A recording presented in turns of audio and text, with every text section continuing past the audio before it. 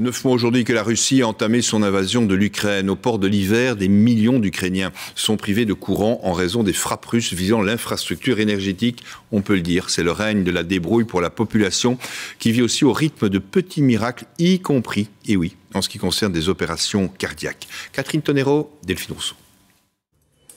Ces images nous parviennent du smartphone d'un chirurgien.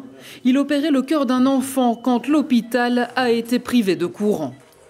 C'est la chirurgie cardiaque d'aujourd'hui. L'opération est réalisée alors que les générateurs de secours sont activés. Avec les moyens du bord, une scène à peine croyable. Plus à l'est du pays, à Dnipro, des représentants de l'OMS visitent des hôpitaux qui ont eux aussi subi panne de courant ou bombardement.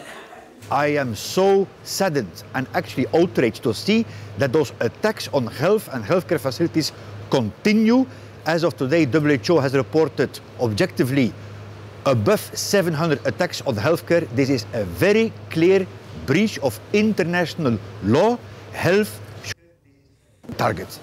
Dans la ville récemment libérée de Kherson au sud, la vie s'organise en communauté, repas partagés entre voisins dans cette cour, moment convivial d'un quotidien devenu extrêmement difficile. Il n'y a plus d'électricité depuis plusieurs semaines. Pas d'eau pour prendre un bain ou faire la lessive, rien. Je rentre à la maison à 19 h et je m'écroule. Je mange ce que nous cuisinons ici dans la cour. Regarde, on cuisine, on mange et on va se coucher. Hier, devant l'ONU, le président Zelensky a comparé les frappes russes sur les infrastructures énergétiques à des armes de destruction massive. Avec des températures en dessous de zéro, plusieurs millions de gens sans fourniture d'énergie, sans chauffage et sans eau, il s'agit évidemment d'un crime contre l'humanité.